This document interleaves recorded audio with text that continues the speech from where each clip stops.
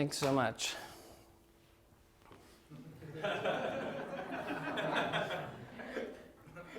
So,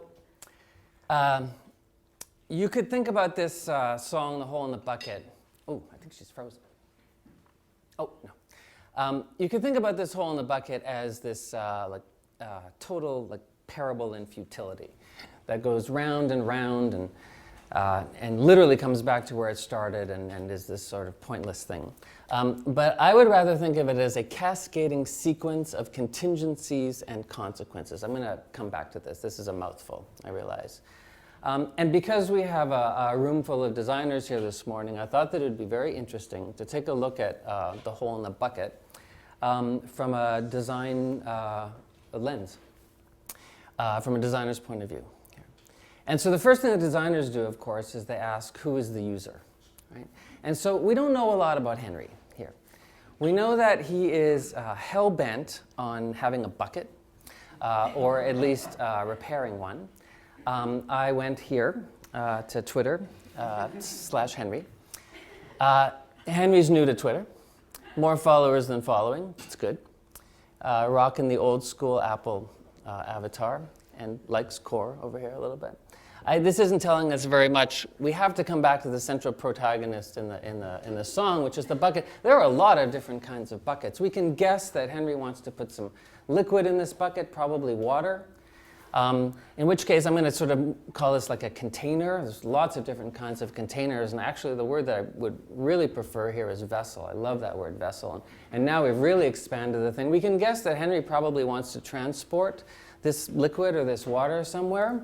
And so what we really have is maybe not a bucket, but a liquid containment and conveyance system, right? You're laughing, but like designers do this all the time. And actually, they should do this all the time, because one of the best ways to make any progress is to abstract this sort of problem or situation out as far as you can to ask, like, what's really, really going on here? What does Henry actually need? And I know that this is a really, really worn example, but this is sort of like the perfect talk to wheel it out in. So this example of like that nobody needs a drill, what people need is a hole, right? And that the drill is sort of a means to get the hole. And if we can just find out sort of what hole Henry needs, then we're going to be able to do some help.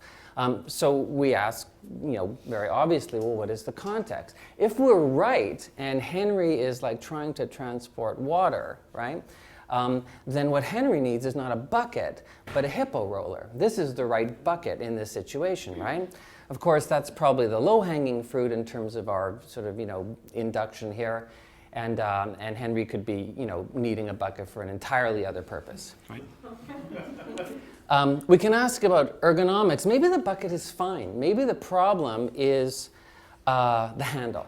That every time that Henry moves the bucket up to the well, it swings and bashes the bottom of the bucket and puts a crack in it, and that we really need to just sort of reconceive of the ergonomics of the thing. And here I'm reminded of this great project that came out last year, Scott Henderson's grab rake for Casabella, where he put a handle in the middle of the rake so when you gather up the leaves, you can actually move them somewhere.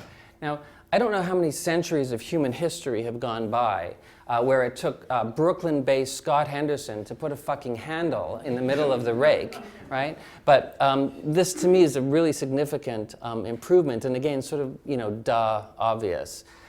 This is perhaps a less exciting example from a few years ago, Dutch boys reimagining for paint. This may be more about sort of the spill-proof spout than it is about the handle, but for our purposes here today, a reimagining of literally a paint bucket. That's kind of interesting. To me, like, this is really interesting, right? So what about the ethnographics going on here, right? We don't know if Henry is like, part of the tribe of like DIY, right? That if Henry's like a maker or a hacker or a modder or like crafty in any way, and fixing this bucket may completely not be up Henry's alley. For what we know, and even more interesting is the dynamic between Henry and Liza, right? I mean, this guy is incapable of doing anything, one move without her permission. She's obviously like micromanaging everything. The two of them are like trapped in this like dysfunctional, codependent relationship.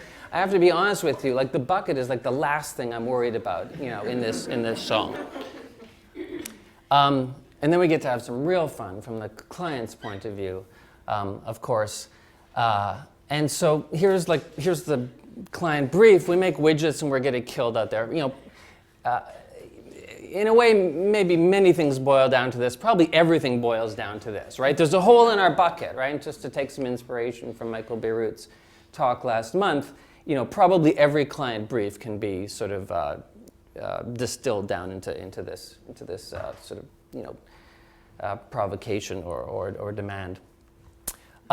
So we get to suggest some other things, right? If you're in the bucket business, maybe you should be making buckets in different contexts for different populations. So here we have a sharps collector to handle infectious waste. Or maybe you shouldn't be making products, you should be making systems. And so here's Honey Bucket. So this is a company that rents out porta potties, right? They're in the system services business. Or maybe you should be making brands. You should partner with strong brands and provide bucketing services to those brands. Or maybe you shouldn't even be making the bucket at all. You should be making like the good stuff inside the bucket, right? In this case, beer. From a sustainability point of view, this is, pardon the pun, you know, shooting fish in a barrel. There is nothing wrong with this bucket, right? We are a bunch of spoiled babies running around. Whenever anything breaks, we go get to, you know, buy a new one. It's like you don't get to buy a new one. Learn how to use a tool, learn how to fix something, learn something about materials, learn some self-sufficiency. You're going to be proud, you're going to feel great about this bucket. And if you need some sort of badge of validation, then we can do that for you too. So back to this slide, again, in this song, this cascading sequence of contingencies and consequences, in all seriousness, designers get trapped into this all the time. We're faced with a design problem, we try a bit of a solution, and the solution's not quite right. So what we do is we add more design, we add more solution to fix sort of the deficiencies of the first solution. Maybe we didn't do enough research, maybe we didn't do enough strategy, maybe we actually just didn't make enough stuff and do enough iteration. But we don't go back often, we just sort of add more. Oh, well, we'll cover that with this and we'll cover that with this. And you end up just with this like cascade of perhaps not consequences here, but this stacked up design solution that adds up to, you know, sort of what we see around us. You can always see problems in it because the way that it was sort of conceived sequentially and built happens over just sort of patching with more and more design when actually maybe we need less and less design. So for me, the hole in the bucket is really about navigating this tension between opportunity, capability, and rationality. Or more simply put, the tension between what we might do, what we can do, and what we ought to do. Or it's just a song you sing on a very long bus ride. So, thanks. Welcome to that. And this is me.